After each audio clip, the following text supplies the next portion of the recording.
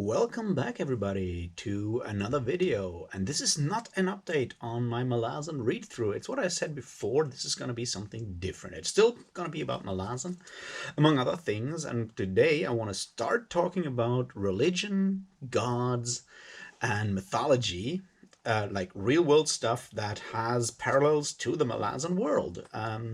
So this is not going to be a full lecture. I'm not qualified to do that kind of thing, but I'm still going to drop a lot of stuff about mostly ancient Greece. So, cheers.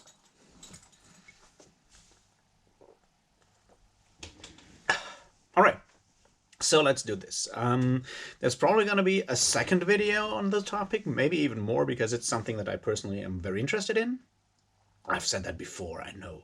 And what I want to do is basically show how some of the things that happen within the Malazan world, especially when it comes to the interplay between gods, ascendants, and humans. By humans, I just mean people in general. Don't worry. How those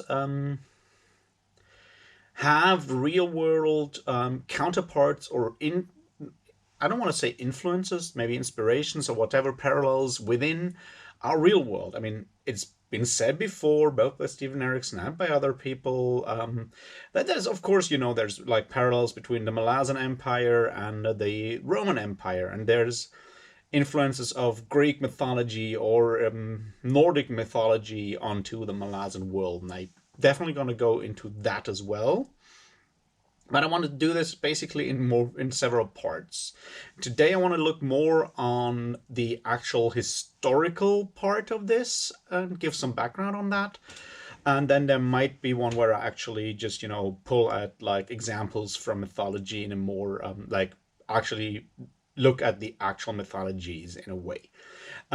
So today is going to be a bit more focused on what I know about ancient Greece. I'm going to focus mostly on Greece today and Greek mythology and religion and stuff like that, because that's the part where I have more of an idea what I'm talking about. I'm not saying I have an idea what I'm talking about. I'm just saying I have more of an idea. And then we'll see how that goes. So I'll first give some like basic backgrounds, and then I'll go into some details after that. So let's do this.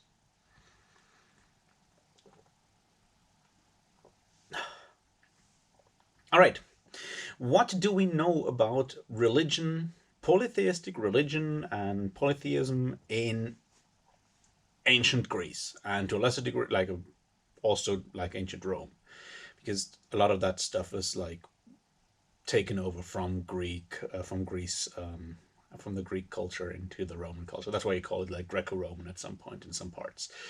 Basically, there's two things that we need to sort of figure out. The first part is the difference between mythology and religion. And the second part is to figure out what we actually know about each of those. All right, so what is the mythology there and what is the religion? Mythology are the stories about the gods, heroes, and other stuff. There's a lot of that, and that's something that I guess most people have at least heard of. Those stories about gods. There's like they were collected in a lot of different literary forms over the centuries, and some of them are still sort of required reading, and I guess everyone has confronted like some of those Greek myths at some point. So that's what I call mythology here, in the widest sense of the word. What is religion on the contrary? Religion is, on the contrary, the rituals, the religious practices of people in those times, how they tried to interact with the gods, with their gods, their divine beings, the deities, and so forth. So for the one, we have literary evidence, we have all those different forms of scrolls, of stories, poems, plays, and so forth. For the other, we have mostly archaeological evidence. By archaeological, I mean both, like temple ruins we dig up, all those like votives and artifacts in there, but also inscriptions that are texts. We also have some, I don't want to say, yeah, literary evidence, which is basically, laws, texts like that that were sometimes talked about and spoken about. So when I speak about religion here, I'm only talking about ritual. The reason why I'm not talking about theology is rather obvious. We don't know anything about that. Theology, in the modern sense that we have in mostly like Christian or also probably Muslim situation, I'm just not an expert on that one, where we argue about the nature of gods, where we talk about different dogmas and stuff like that. That's something we don't have from the Greek times, for example. We have even less when it comes to Nordic mythology, but Nordic mythology might be something I'm going to talk about in a different video. All right, so we have no theology. We have some thinkers thinking about the nature of deities, the nature of gods, and so forth. We do have some of that with the Sophists, a highly interesting philosophical movement in the 5th century BCE. A much maligned philosophical movement because the one author who writes constantly about the Sophists is Plato in his Socratic dialogues, and there the Sophists are mostly always the opponents. But anyway, we have obviously philosophical writings on the gods, on deities, but those are a far cry. They are a far cry from what you might call theology, because they're from like an outside perspective. You have someone like Epicurus, who writes about the gods has notes on the gods in his writings, but that's not what your average Greek in Athens or wherever believed. It's not even what your priests in Athens believed or argued about. This is highly speculative, metaphysical thinking by philosophers who are sort of outside of that in a way. There's obviously some interplay between philosophers and religion. I'm not gonna lie, we have that one dude who got forced to drink something that was not really healthy for him, to put it mildly. But we might come back to that later on. So that's my distinction when I talk about religion and mythology within the context of this video. This is obviously not, an academic definition. This is just for today, so we know what we're talking about when I say mythology, and we know what we talk about when I say religion, which is important. So mythology are the stories concerning the gods in their different incarnations, whereas religion is the rituals, the ritual practices of people within the Greek world, mostly Greek world in this case, and their attempts to interact with divine beings. So pretty straightforward, I suppose. But that's where it gets murky, obviously.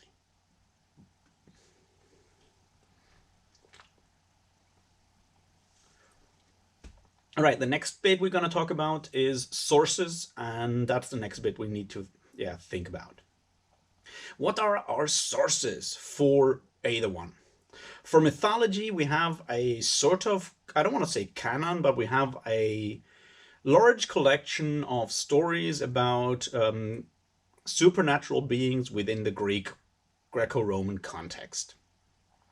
We have some concerning heroes, we have some concerning gods, we have some concerning the meddling of gods in the lives of heroes and so forth, and we have those, they have accumulated, and it's kind of difficult for people who don't actually look deeply into that kind of stuff, because why would you these days, to look at that and understand that, because it kind of all slumps together to this, like, this is Greek, this is the Greek mythological universe. So, like, it's sort of Greek mythological universe is similar to like the Marvel Cinematic Universe in a way, because you have all these different stories that kind of interact and so forth, and have gone through how many different generations of writings and so forth. So, but let's go through that. The first stage of Greek mythology is the is the poetic part.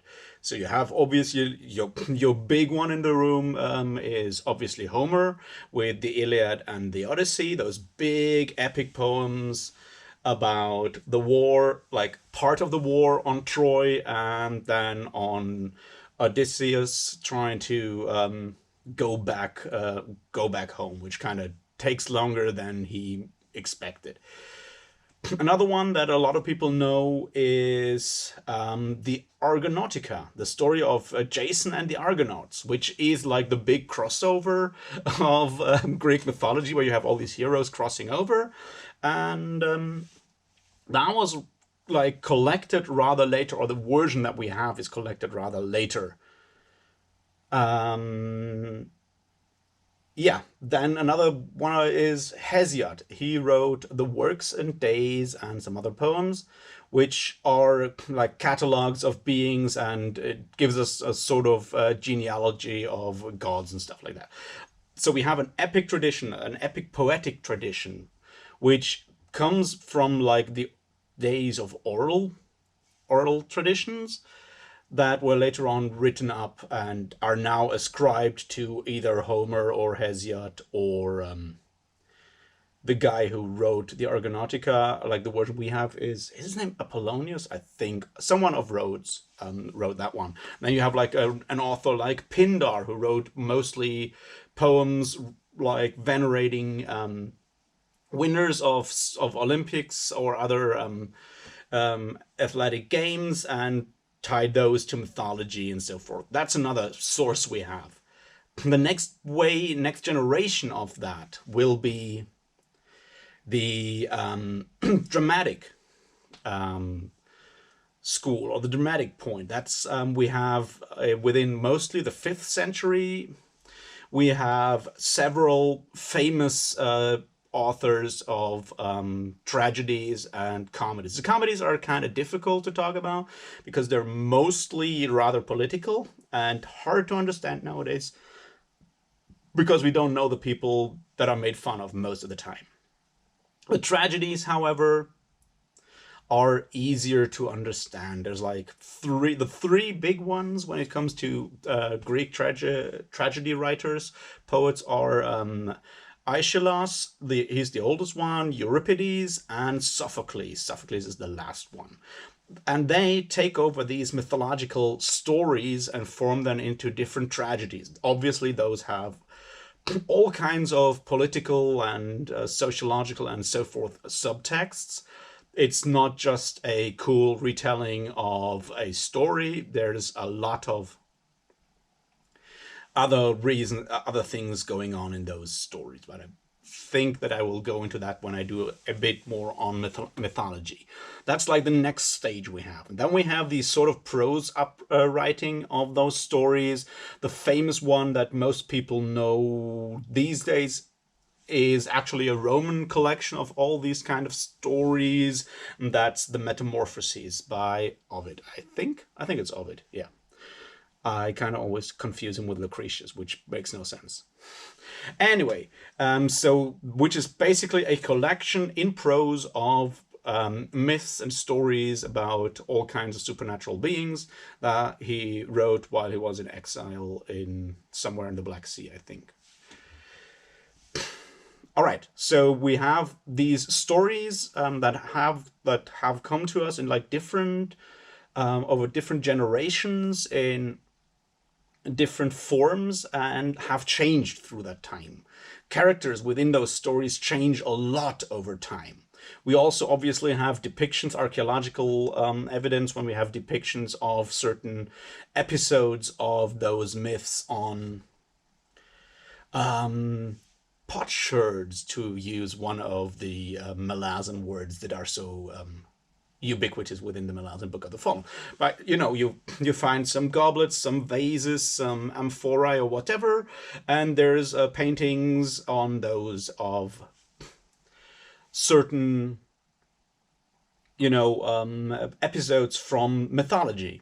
You have statuary, you have these wonderful scenes, like one of those famous ones that you can now see in Italy is the Laocoon group, which is an episode from the Iliad. I think it's still Iliad or it's already Odyssey. It's about that Trojan priest being eaten by snakes, or his children being eaten by snakes, actually.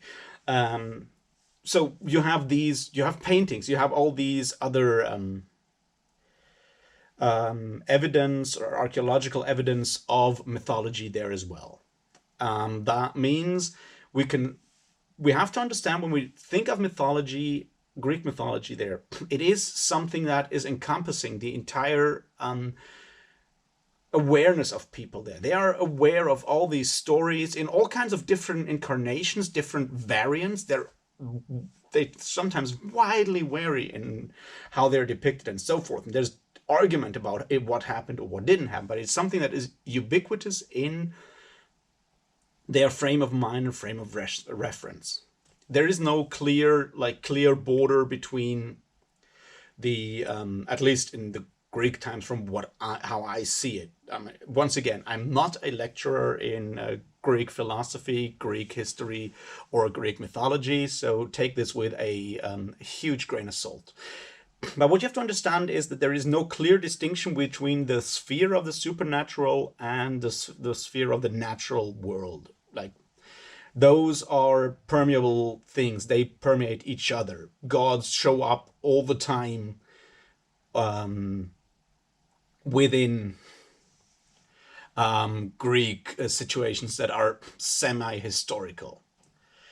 Now we come to the next part, which is we have historiographers. We have two big ones that everyone kind of knows. The first one is not the really famous one is Thucydides, who writes about the Peloponnesian War. The unfortunately slightly less famous one is Herodotus, who writes about the Persian War, or the Persian Wars, which is when several Persian emperors try to attack the Greek mainland for several reasons. And within Herodotus, we see how he tries to actually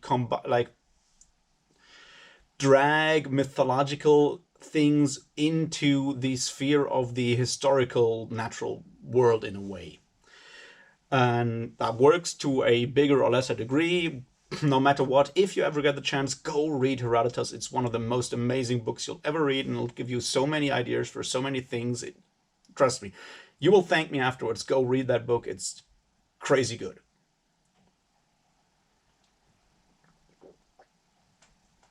But to reinforce my point, the Greek mindset doesn't actually distinguish that clearly between the sphere of the supernatural and the sphere of the natural.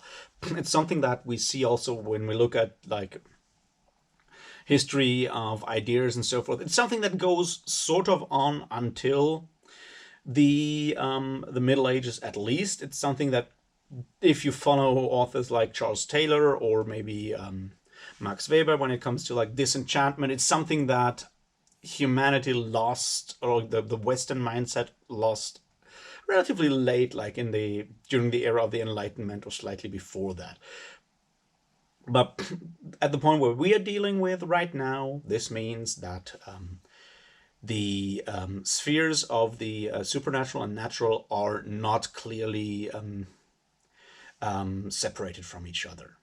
That is important. When we look at the Malazan world, that obviously is the same, because we assume like gods within the Malazan world are alive, they exist, and they interact with humans. Whether this is in a positive or negative way is a different thing. But so that's a first thing why it pays to look at both the mythological level, which is the stories of the gods, and the religious / historical level, which is how people reacted and acted within act within the Greek world in that case, and how they deal with these things or view these things within the Malazan world. So let's look at the sources for religious practices and stuff like that, which brings us back to mostly some of those historiographers, writers who connect these kind of things. Herodotus has a lot of religious practices and stuff like that written down in his book. Seriously, go read it. It's great. Also, it has giant gold-digging, fire-breathing ants, and that's something that's cool. Also, the phoenix and other interesting stuff. And so yeah, we have historiographers, writers, later writers like Plutarch and Pausanias, who are in like this in the Common Era, so it's much later than the events I'm talking about today mostly. We have the Attidographers, which are historians, especially for Attica, the region around Athens when you look at the Greek map, who wrote mostly history about that and tried to connect current politics with legends of that legendary time. The next big evidence we have for religious practice is actually archaeology. You know, we have those ruins of those temples. If any one of you has ever been to Greece, to Athens, there's a lot of old rocks lying around in that city. And seriously, if you ever get the chance, go there. It's the greatest city in the world. It really is. Apart from that, you have the archaeological evidence. You have temples, you have potsherds, like cultic like artifacts that we find there, and so forth. We also have, once again, depictions of religious practices as paintings on whether it's like a wall or it's an amphora or whatever. We have those depictions of cultic practices there.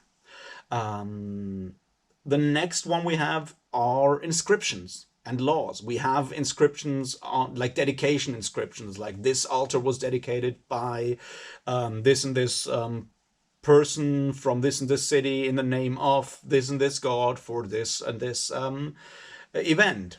Now, this is something that you also have when you look at the Mesopotamian tradition. You have a lot of these, like this king built this temple to the honor and so forth. But you have these kind of things also as like these inscriptions. We also have inscriptions that say everyone is allowed to sacrifice on this altar after having paid his dues to the god, which kind of shows that apparently you need to pay the priesthood of a certain temple for the right to practice sacrifice on that altar, for example. So yeah, we have inscriptions and laws. We have later on, around the year 400 BCE, we have a great effort after the end of the Peloponnesian War, especially in Athens.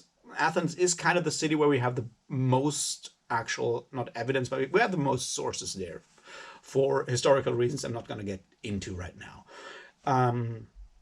But yeah, we have the efforts there to collect and not rewrite, but collect and organize the laws of the city of Athens, which includes a large part of religious laws. And those are rather very like concrete rules somehow. It's like, yeah, it makes clear how priests are elected, what rules priests have, what jobs priests have, and so forth.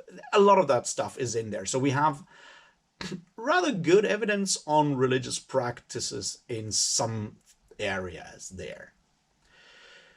So that's more or less where we get our sources for religion, for religious practices from. It's historiography, it's archaeological evidence, and it's sources like laws and inscriptions that give us more evidence of religious practice. All right, that's the next bit. Now let's move on.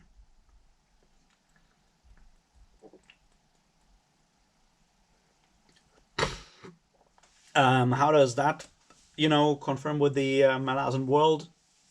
Not very well, because we don't get that much information on religious practices or the worship of gods within the Malazan world. We have some rather vague things like short rites that are somehow described in a sentence at the side. You know, the chasing out of the winter goddess Fandaray out of Jaruzhistan and Gardens of the Moon, or something like that, the Hour of Blood, or what it's called, at the beginning of Deadhouse Gates, stuff like that. But it's never really explained. It's just assumed that temples have hierarchies and have priests and so forth. So I'm not going to spend too much time looking at what we know about these things within the Greek world, because it's probably just going to bore you unless you are really interested in Greek history, ancient Greek history. In that case, go read a book. Really.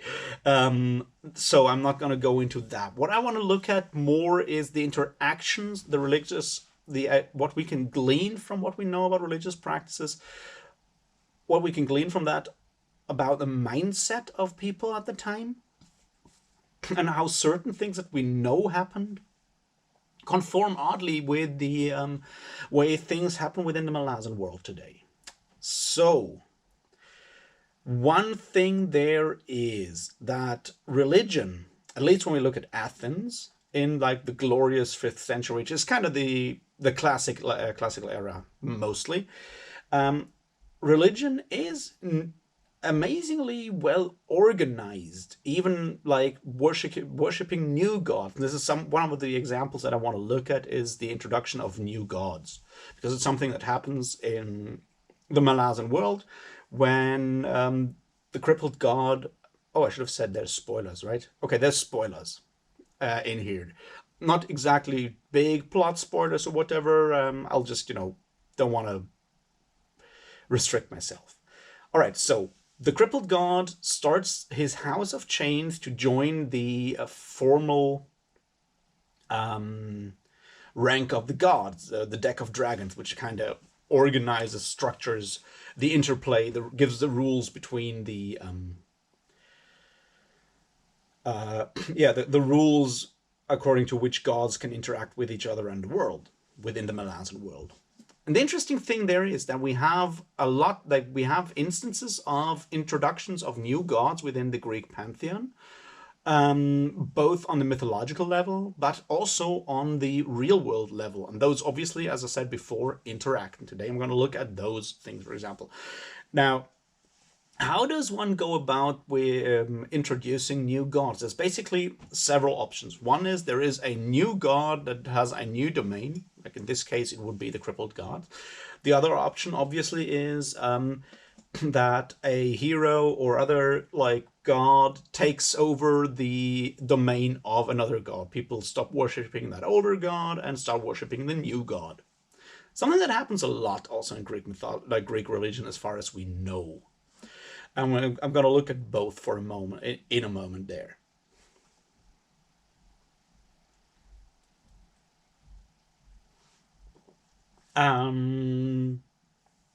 Yes. The third part is, I should have said this before, so sorry for that. I'm gonna say this. It's a general thing. Religion within the Greek world is rather, as far as we can tell, a contract-based thing. Very similar to how we see interactions in the Malazan world working.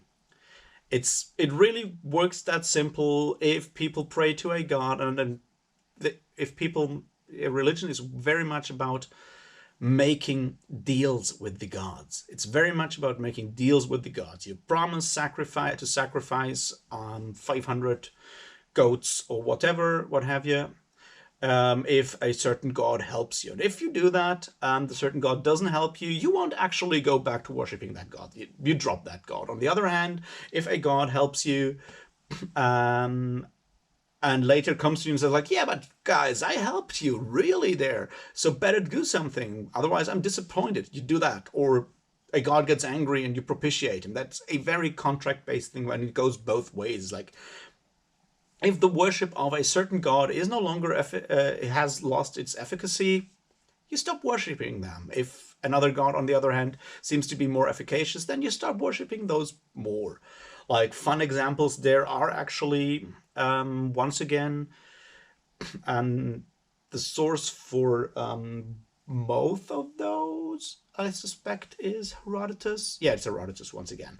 Is during the Battle of Marathon. That's the first Greco-Persian war, not like the really first one, but one of those.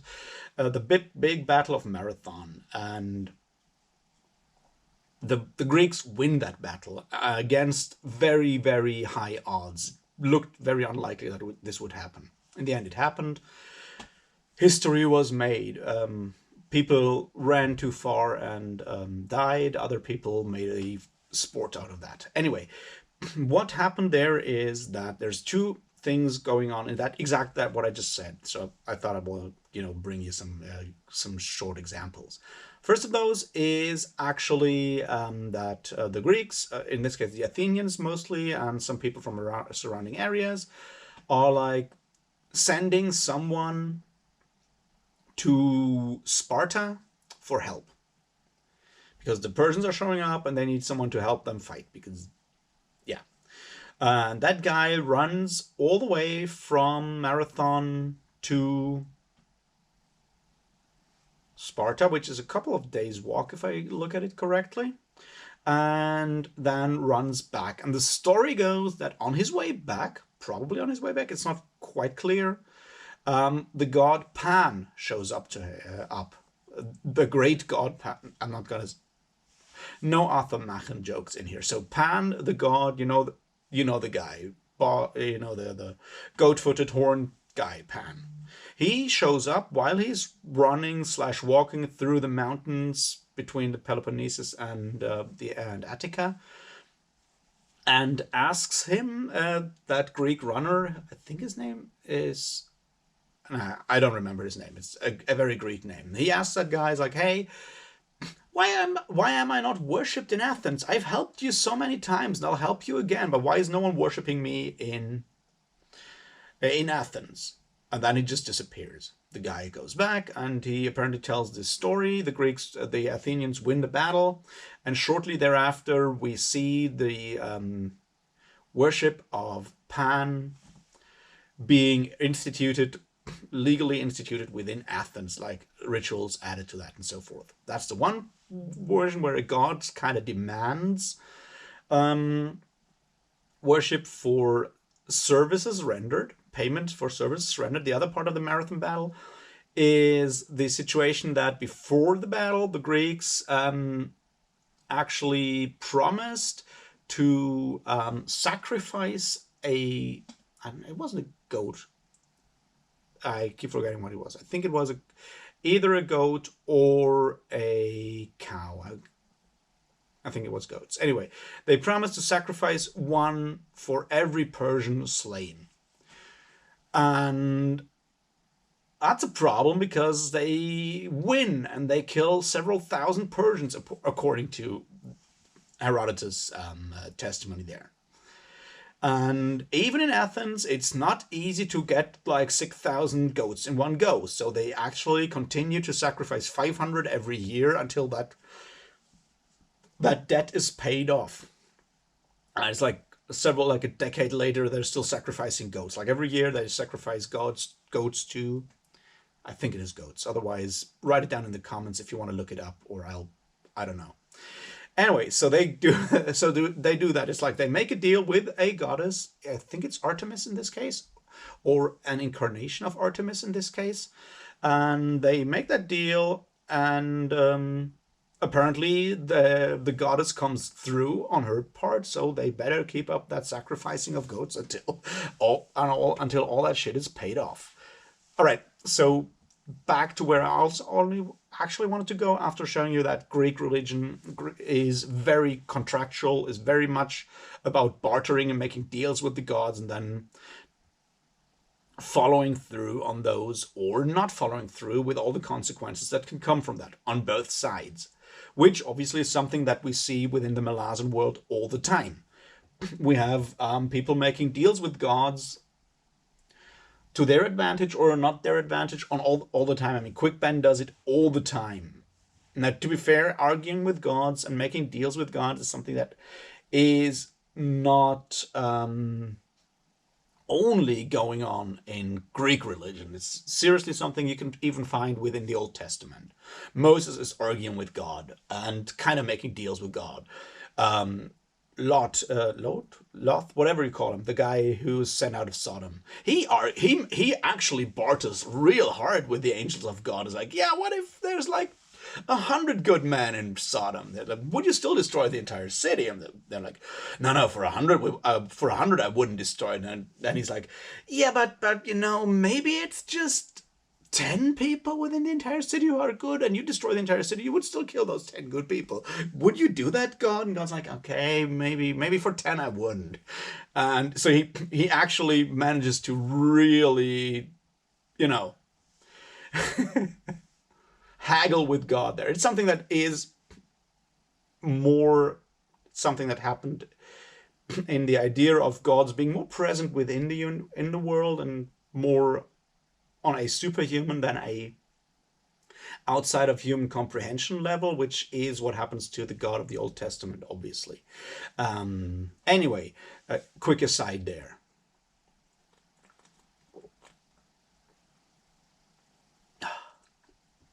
So yeah, Greek religion is very much about contracts and bartering with gods, and there is, as a consequence of that, there is this power dynamic, which means that it goes both ways. Gods are dependent on humans for their sacrifices, beliefs, and so forth, and the other way around, humans are dependent on gods for their divine blessings and so forth. But it's not that a human is completely powerless against the gods, because they can withhold sacrifice or whatever and find other more efficacious gods and so forth. It's something that is possible within Greek religion all the time. But back to what I actually wanted to speak before I got derailed because I'm an idiot. And that is obviously the introduction of new gods. Once again, there's two basic ways. There is one version is a god taking over the dominion of a different god, and the other is a wholly new god coming into a pantheon or into a system. Those are like the basic options. Now, then there is obviously the other question, and we need to talk about that as well, of a god, like a hero becoming then a god, which is a special case of that. Now we have all of these things happening in the Malazan world, right? We have the crippled god trying to introduce the House of Chains. We have the House of Shadow becoming active again when the Emperor and Dancer take over the House of Shadow and become Shadow Throne and Cortillion. And we have the situation where Fenner is dragged into the mortal realm, and Treach ascends and takes over takes over as god of war, or at least one god of war. There's obviously more than one god of war. Another thing that is wholly compatible with Greco-Roman religion, that there is definitely different gods who have similar spheres of influence or similar powers, and in different regions, for example, and that are rather easily accepted in the polytheistic system that you have in the Greco-Roman world. It's like, yeah, we call this guy Ares, but we know that the guys over there call him that way or call him this or that, and that's sort of the same god, or maybe not, but they kind of, for them it's this god, for us it's this god, and they're probably both valid, which is something that you see especially in the war god department in the Malazan world, where you have the Tarkan Fendere in the north, and then the wolf gods, or you have the tiger of summer, or you have the boar of summer. Those are all basically doing the same job for different people, and it's totally fine for them to kind of coexist, or within the Malazan world or within the Greek world. So you have that similarity there.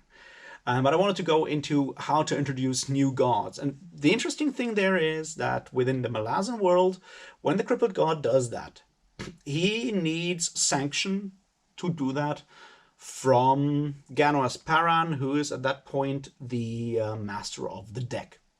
So he has to follow certain rules to become a god, to become accepted within the pantheon.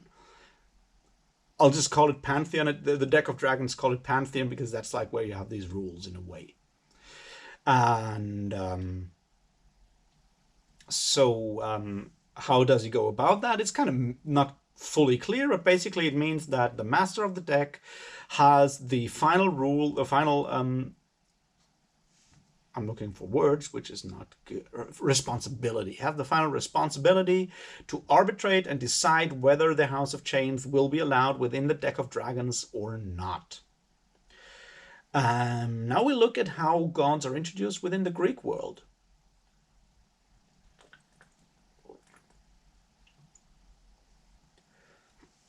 One of the ways that this happens when you look at, for example, Athens, you have state-sponsored gods within state-sponsored gods, or the acceptable gods within Athens. It's a long list of gods where that Athens as a city-state, for example, honors in rituals and so forth. They're the accepted gods that are accepted within the city. And this is I think a good example or a good parallel, because no one denies the existence of the crippled god. He just wants to be accepted within that club.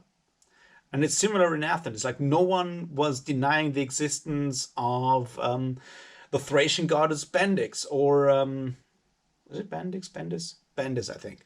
Or the existence of Asclepius as a god before actually showing up in Athens. But if you want to become an accepted god within that city, that world, that sphere, you needed to follow certain rules. It's like you needed, actually quite literally, several things. You needed to buy a holy ground where you can rear a temple and worship that god. You needed to actually, up from a certain point onwards, the actual demos, the populace in Athens needed to vote or agree that you are allowed to set up shop as in your temple there, and so forth. And that usually worked by sending someone to the Oracle of Delphi, where they asked Apollo or the priestess there what should be done. Then they came back with that kind of poem, which was like, yeah, better give him a house there or forget about it. And things work like that. So it's rather explicit and rather hard rules on how to actually join become an accepted god. And the final decision there is made by the populace or magistrates of the city of Athens, who can arbitrate whether a god is accepted or not, which goes kind of similar to the situation within Memories of Ice, where our good friend Crippled God decides, asks Paran to sanction him. So the final arbitration rests with a human there as well. Now, the interesting thing to look at is that a oracle from Delphi is, as far as we know, not as wholly divine and objective as it may be. The good thing about Greek religion, or the documents we have about it, is that there are, like, at least when you follow someone like Herodotus, there's, sources that say how people tampered with religion. There's like two cool incidents there. It's like, you have the situation of the Tyrannus, the tyranny within Athens. There's a guy called Pisistratos. He's the tyrant of Athens. And there's other people who want to get rid of him. That's got both ways. Like, the first one is when he actually enters the city to pretend he's a tyrant. What he does is he actually gets according to the sources, he gets a rather tall, exceptionally tall woman from like a village that he knows, and he dresses her up as the goddess Athena and stages this entrance with her into the city of Athens that kind of makes it look to the more credulous populace that he is actually blessed by the actual goddess Athena. Now, that only works because you kind of have this situation within the Greek world that I spoke earlier about, that says that gods actually show up in the actual world all the time. We're talking about like the end of the 6th century here, so this is sort of almost recorded history, right? So he takes over. He is tyrant within Athens, and there's like the opposition party obviously flees, and one of them is rather clever because he goes and bribes the Oracle of Delphi, which means that every time a person from Sparta comes and asks Delphi for, like, asks the priestess there for an oracle of Apollo, she gives that oracle, but also adds that the gods command Sparta to help free Athens from tyranny, and she keeps doing that until the end, until those Spartans actually depose the tyrannus in the tyrants within Athens. So the idea that a divine pressuring of human decisions, as you have it in Memories of Ice, when the gods then ask Quickben, when Hood asks Quickben to tell Ganoasparan that he has to deny the crippled god, that kind of thing has its parallels within the Greco-Roman world, when people send someone to talk to the oracle in Delphi. The oracle in Delphi gives its verdict. We also have evidence that people then ignore the verdict, like the oracle of Delphi. So as I said, the idea of there being rather strict rules within a pantheon and humans adhering to that rule as well as gods is something that we find historical sources within the Greco-Roman world, within the Greek tradition, for example. And I just found that very interesting, this parallel, because the sheer formality of God trying to enter Athens, being accepted in that city's like list of gods to be worshipped, just really reminded me very much of that thing I talked about earlier, about the crippled god trying to get sanctioned and be a part and play with the big boys within the deck of dragons. So that's one of the things I felt is really interesting.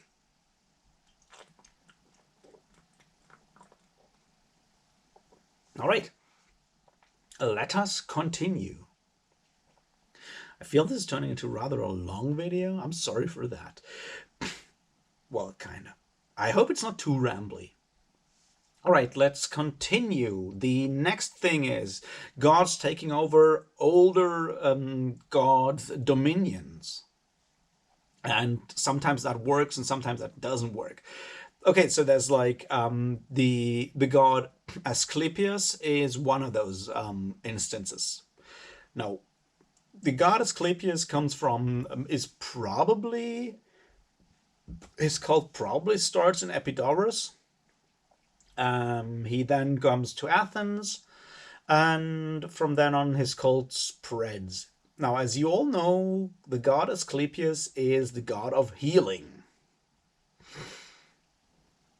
Right. He's the guy with the serpent. He's like the white-bearded dude with his stick and the serpent, that snake, curled around the stick that you have like in all these depictions of pharmacists and doctors and stuff. Okay. Anyway, Asclepius is obviously not the first god of healing we have, right? Would be funny because like his entrance within Athens is around the 420s, somewhere in the 420s BCE, which is rather late. That's when he gets accepted in Athens. You can't actually, I mean, I guess no one believes that no one in Athens was praying to anyone before that for healing. Now, obviously, there are, obviously there were older gods. As on one hand, you have the concept within Greek mythology, where you have other gods having, like, different deities having different aspects, and there's like an aspect of Athena that is also or Artemis or whoever who is also responsible for healing and so forth. But there's also different we have some of those different heroes slash demigods that are worshipped because they were basically for healing. The gods of healing in those situations. We have those shrines. We know those existed, and at some point they got abandoned and in favor of Asclepius. And why is that? Probably because Asclepius got was more efficacious, or it seemed to work better. Um, and they get basically kicked out of the pantheon, which is something that we obviously also see within that whole Fenner Treach Drake kind of thing debacle. On the other hand, we have like one or two narratives where it said that when a good buddy Heracles gets divine honors, he's like, yeah, but I don't want to be one of the 12 Olympians because there can only be 12, and I don't want to kick out anyone else. So you have that kind of part of it as well in Greek religion, popular religion. And yeah, so the taking over of existing domains is something that happens a lot until the whole like canon is kind of actually firm, which happens around the end of the 5th century is basically what I would say when at least the like main part of the Greek pantheon, Greek religion gets kind of sorted out. They import more gods and goddesses from other places during the Hellenistic age, of course, as well, when they also export their gods, but they do that as well.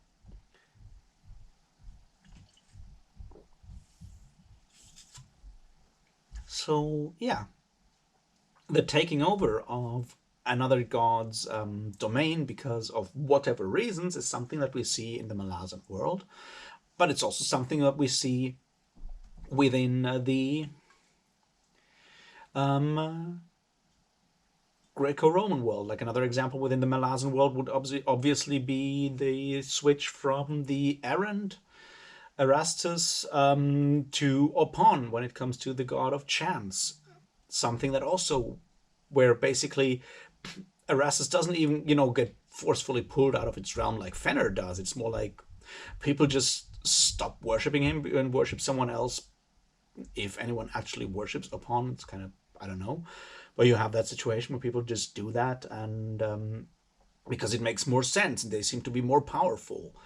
And the other god is not completely forgotten. In some cases he's forgotten, in others he kind of loses just importance, basically. So that slow taking over of another god's domain and worshippers and so forth is something that we find within Greek religion and tradition as well. All right, that's one I wanted to talk about. Another one that we should maybe talk about is, this is kind of on the border between religion and mythology, and I think this is basically probably the last one I'm going to talk about today before we go, and I'll do something else, like do the mythology part in a second video, I suspect.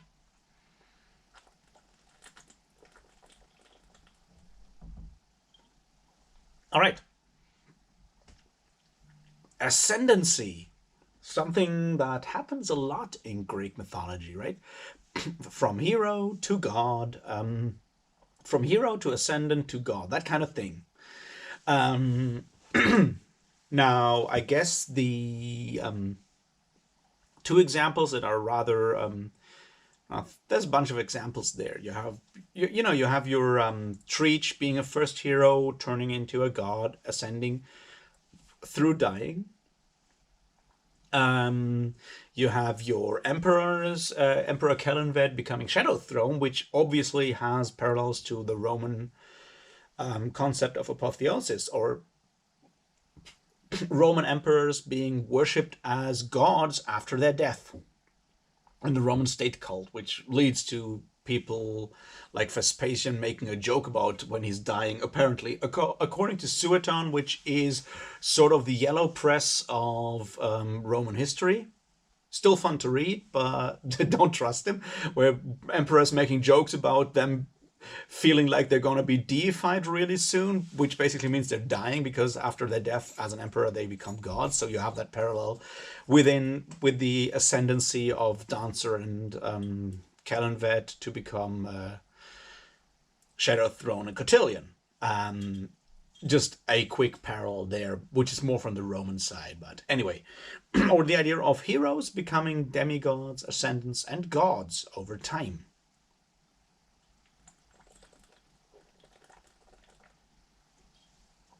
which happens in Greek mythology a lot. Now we need to understand the idea of heroes, which you also see in the Malazan world, right? You have those first heroes, which are the heroes from the first empire. In the Greek, and I'm still talking a pseudo-classical era, like 5th, 3rd, whatever, 5th, 4th, 3rd century, the Greek idea of history was that there was this age of heroes before the current age of when they lived. And there is instances of that where people actually dig up bones and think those are the bones of a certain hero, and they bring them home to their country, like it happens with Athens once again with the bones of Theseus. Theseus is one of the most interesting heroes in Greek culture, I would say, for a bunch of reasons I'm going to go into in a minute. But not to lose my thread here, I wanted to say that the idea of gods, of heroes turning into ascendants / demigods and turning into gods is something that we see with Heracles, we see it with Theseus, we see it with other heroes all the time. And yeah, I wanted to first give you like the historical part and then look at the Malazan world for that. And my beer is empty, but luckily I came prepared. I don't know how long I've been rambling, so I hope it's not too bad. Anyway, let's continue with heroes ascending. Cheers.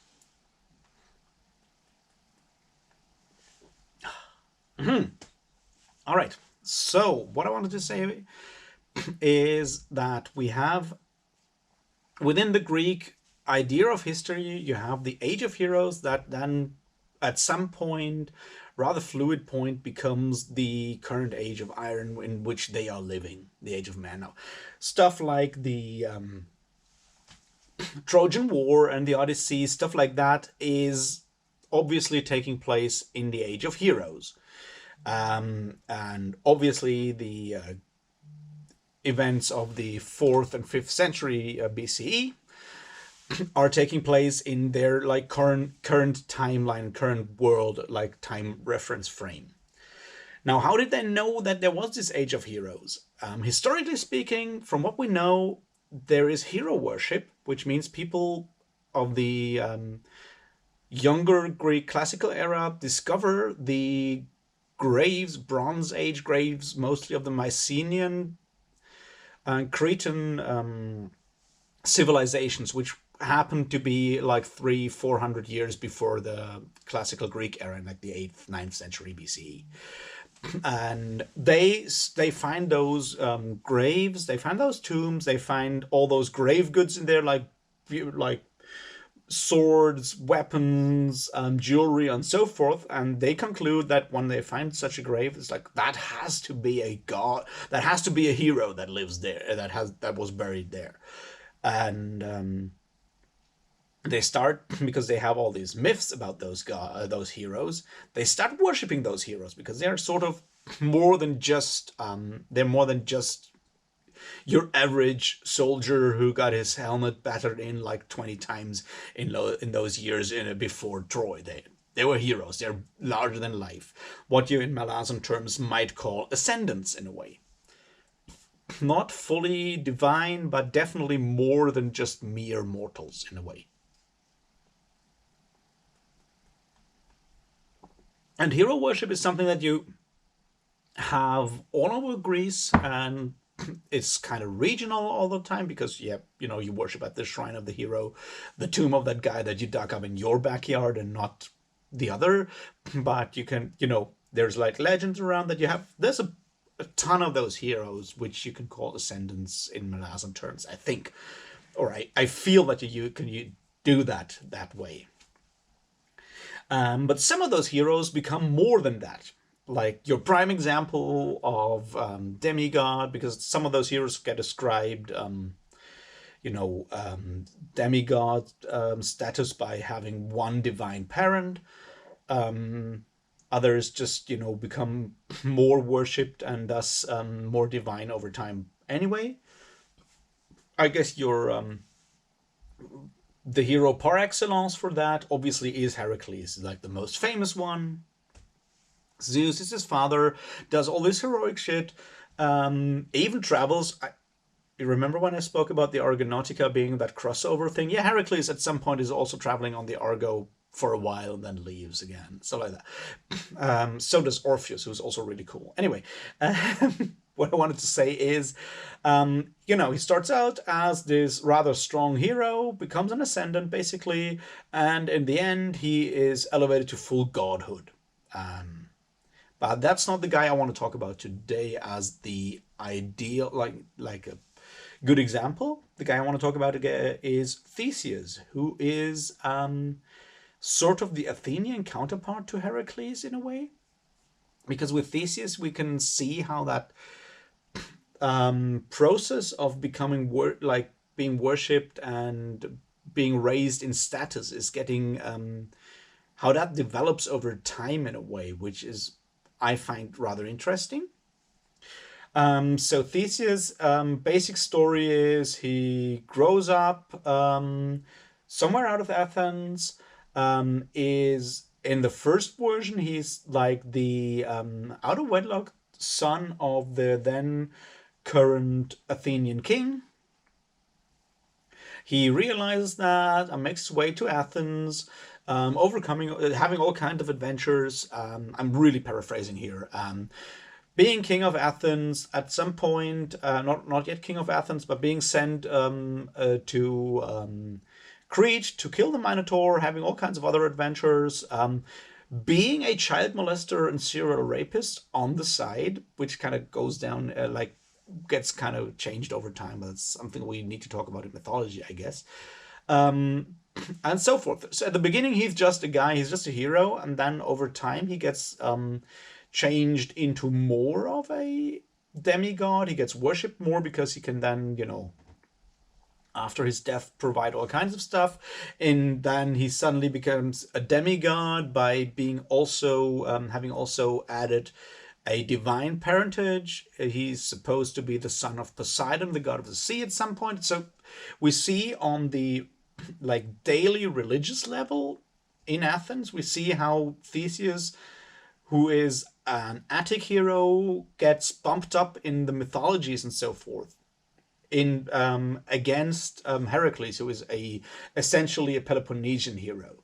So you have this Peloponnesus, you have Sparta, and in Attica you have Athens, right? Heracles is from Sparta basically, and Theseus is from Athens. Now you have in the 5th century you have the conflict between Sparta and Athens getting more pronounced, so the Athenians can't properly worship Heracles anymore, so they kind of build up Theseus in their religious life further on and add stuff to that and turn him into something that is more and more reflecting what they think of themselves. And that then gets reflected back into mythology. And I'm not going to talk about the mythology part here so far. I just want to show that someone who starts out as a regular bandit hunter and flawed human being then becomes more pronounced, more heroic, and so forth, until he becomes a demigod and then is worshipped as a god in a way at the end. So he kind of ascends almost to godhood. Now, the interesting bit there is that as part of that process, at some point in the 470s, I think, maybe 460s, an Athenian general by the name of Cimon, whatever,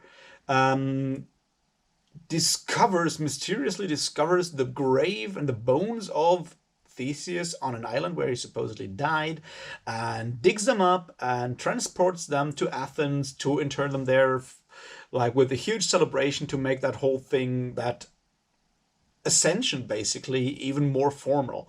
And once again, this is one of those instances where actually the human element, the human part of turning someone into a god is really important. And I feel it's something that we can see, on the other hand, with, for example, the ascension of Drake slash Treach.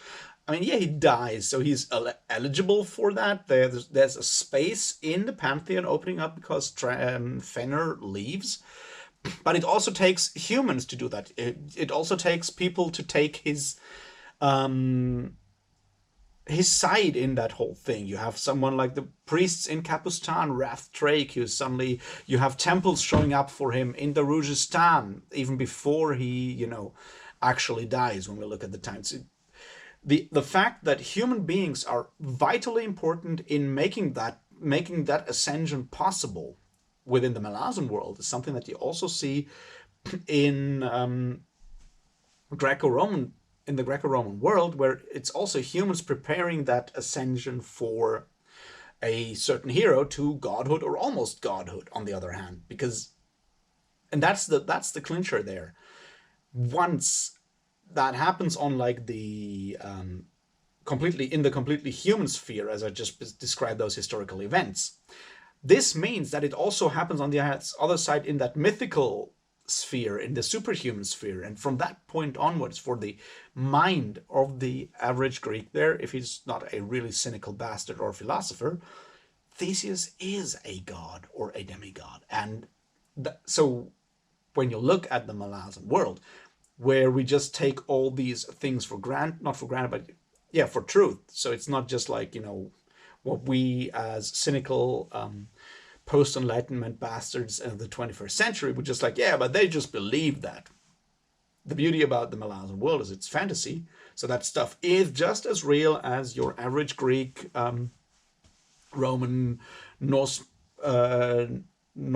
or whatever would have believed it was. And to see within the Malazan world, with the interaction between the gods, this is sort of what I want to come back to, because we're sort of nearing the end and I'm running out of things to say, or at least I feel like I might lose my coherence. As if I ever had any.